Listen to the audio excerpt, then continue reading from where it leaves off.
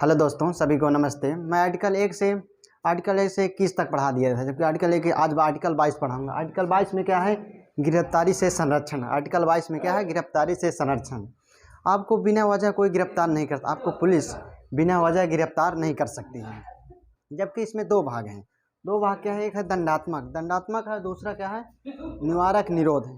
निवारक निरोध दंडात्मक क्या है? अपराध के बाद आपको पुलिस गिरफ्तार कर सकती है। यदि आप किसी से मार धाड़ किए हैं यार, किसी को मार दिए हैं, तो वह आपको आपके नाम पर एफआईआर कर जाएगा। एफआईआर करने के बाद पुलिस को जब वारंट कारण मिलेगा तो आपके एप्लीकेशन मिलेगा तो आपको गिरफ्तार कर दे। तो एफआईआर का फुल फॉर्म क्या होता है? First information report. क्या होता है? फर्स्ट इंफॉर्मेशन रिपोर्ट होता है। दूसरे में क्या, पुलिस जब गिरफ्तार करने के बाद आपको 24 घंटे के अंदर जज के पास ले जाएगी। क्या? 24 घंटे के अंदर जज के पास ले जाएगी। इसके बाद फिर आप वकील अपने मन मौजी वकील कर सकते हैं, या बड़ा छोटा जो ऐसा आपको वकील चाहिए वैसा वकील कर सकते हैं। यदि वकील बढ़िया मिल गए तो आपको सीधे क्या मिल जाएगी? जमानत मिल जाएगी, सीधे जमानत मिल जाएगी। नहीं तो न्यायिक हिरासत में क्या है? 1 महीना 2 महीना आपको वेट करना पड़ेगा। इसके बाद जब सबूत नहीं मिलती है तो फिर क्या, पुलिस से जज से मांग करती है। जज से मांग करने के बाद क्या, जेलर आपको भेज देगा, तो फिर पुलिस रिमांड में पहुंच जाएंगे। पुलिस रिमांड में 14 दिन रहने के बाद आपको बहुत पुलिस इस तरह मारती है कि आप जेल गए होंगे तो आपको पता ही होगा किस तरह मार होता है। बहुत ज़्यादा मार होता है।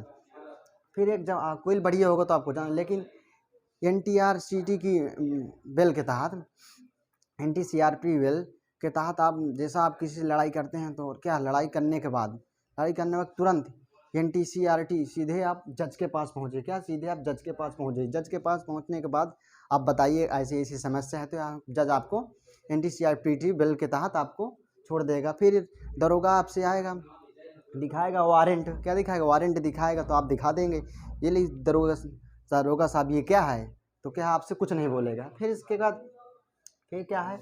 निवारक निरोध। फिर क्या है? निवारक निरोध में क्या है? देखो, अपराध के पहले आपको, यदि पुलिस को आप कुछ शंका हो रहा है तो आपको गिरफ्तार कर सकती है।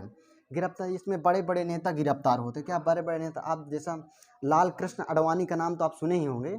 लाल कृष्ण आडवाणी जब बिहार के CM लालू प्रसाद यादव थे, तो लाल कृष्ण आडवाणी पर रथ यात्रा मकबरा पर राम मंदिर निर्माण के विरोध काम करने जा रहे थे। तो लालू प्रसाद यादव को सूचना, तो लालू प्रसाद सीधे SP को किया और सीधे लाल कृष्ण आडवाणी को गिरफ्तार कर लिया। इसके बाद लाल कृष्ण आडवाणी बोलता है क्यों गिरफ्तार क्यों है, लेकिन पुलिस ने कहा निवारक निरोध के तहत गिरफ्तार कर लिया। इसके बाद फिर क्या है, जब गिरफ्तार कर लेते हैं तो उनको जेल नहीं भेजा, क्योंकि होटल भेज सकते हैं यार, कोई बढ़िया सा हो, वहाँ उनको खाना पीना बढ़िया मिलता है निवारक निरोध के तहत। फिर इसके बाद क्या है, निवारक निरोध बढ़िया भेज सकते हैं। फिर लालू यादव जी बढ़िया फ़ोन करके क्या कहते हैं, फ़ोन करके मालिक से कहते हैं उनसे बात करवाइए। लाल कृष्ण आडवाणी जी कैसे हैं, ठीक हैं, ऐसे बोलते हैं। फिर क्या है? PDA preventive detention act. ये क्या होता है? 1950 में इसको लागू किया गया था और 1972 में इसको समाप्त कर दिया गया था। लेकिन यह बहुत क्या था, बहुत कम शक्तिशाली था। फिर क्या है? मिसा में क्या है? मेंटेनेंस। क्या है? Maintenance internal security act. Maintenance internal security act, यह 1971 में लागू किया गया था, जबकि 1978 में समाप्त किया। इसका बहुत मिसयूज होता है। जैसा कि आप भाषण देते हैं, आप किसी नेता को विरोध भाषण देते हैं तो मिसा के आपको जेल भेज दिया जाएगा। फिर क्या है? पोटा का है प्रिवेंशन ऑफ टेररिस्ट एक्ट के तहत 2001 में यह क्या हुआ, लागू हुआ था, और 2004 में इसको समाप्त कर दिया गया था। फिर क्या है? टाडा में क्या है?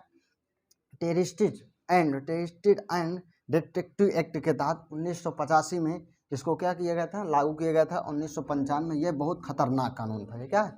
ये क्या है? ये समाप्त कर दिए गए हैं, ये समाप्त। अब वर्तमान में लागू है UAPA का फुल फॉर्म होता है अनलॉफुल एक्टिविटीज प्रिवेंशन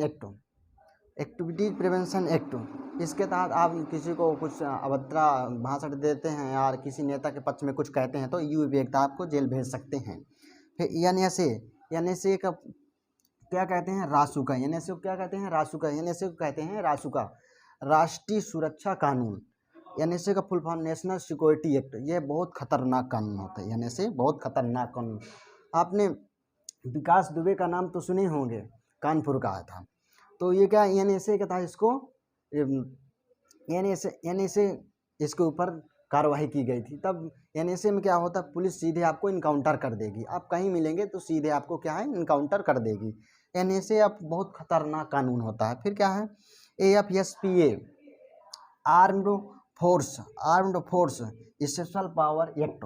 ये क्या है, ये आर्मी लागू करती है। यदि आप कहीं आर्मी है, बॉर्डर में आर्मी है, तो इसको आर्मी जो करना चाहती है। आपको आर्मी को शक हो रहा है तो आपके घर में चाहे रात हो चाहे दिन हो, आपको देख सकती है कि क्या होता है, ये होता है। फिर इसके बाद क्या है, आर्टिकल 23 में क्या है, आर्टिकल 23 में मानव तस्करी। पहले क्या था कि लोग बच्चे पैदा होते थे तो क्या है, बेच दिया करते थे। तो ये है क्या, बंद कर दिया गया है। फिर दुर्व्यवहार, पहले बहुत से लोग दुर्व्यवहार करते थे। जैसा कि स्कूल पे आते हैं तो 8-10 बच्चे हो जाते हैं, एक बच्चे को बुरा भला कहते हैं, तो क्या था, दुर्व्यवहार था। ये भी समाप्त कर दिया गया। फिर क्या था, बलाश्रम क्या होता है, बलाश्रम यह होता है कि आपको टाइम से और काम करवा लेना और पैसा ना देना। जैसा आपकी 8 बजे से ड्यूटी है 5 बजे तक, तो 8 बजे से ड्यूटी 5 बजे तक आप काम करते हैं, वो कहता है कि एक्स्ट्रा काम करो, एक्स्ट्रा काम का पैसा नहीं देता है, तो इसे भी समाप्त कर दिया गया है। बेगारी, बलाश्रम के बाद बेगारी क्या होता है, बेगारी क्या होता है, जबकि आप किस काम करते हैं और काम करने के बाद आपको पैसा नहीं दिया जाता है। जैसा कि आप किसी के यहाँ काम ड्यूटी किए, ड्यूटी करने के बाद आपको फिर पैसा नहीं दिया था, तो क्या है, इसको समाप्त कर, इसके तहत आप केस भी कर सकते हैं। फिर क्या है, आर्टिकल 24 में क्या है, बाल श्रम नियोजन। आर्टिकल 24 में क्या है, बाल श्रम नियोजन में क्या है, 14 यदि 14 एज के छोटे बच्चे हैं तो आप उनको कोई खतरनाक काम नहीं करवा सकते। जैसे कारखाना, 14 साल के नीचे वाले बच्चों को आप कारखाने में नहीं भेज सकते हैं, भेजेंगे इसके तहत आप जेल भी कर सकते हैं। कालीन में क्या, कालीन आप जानते हैं, कालीन मिर्ज़ापुर भदोही, जैसा कि वहाँ कालीन बहुत ज़्यादा बनता है। जैसे कोई नेता आता है, जैसे सीएम या पीएम आते हैं, तो क्या नीचे कालीन बिछा दिया जाता है। तो मिर्ज़ापुर और भदोही में सबसे ज़्यादा कालीन बनता है, जबकि वहाँ बच्चे कालीन के काम करते थे।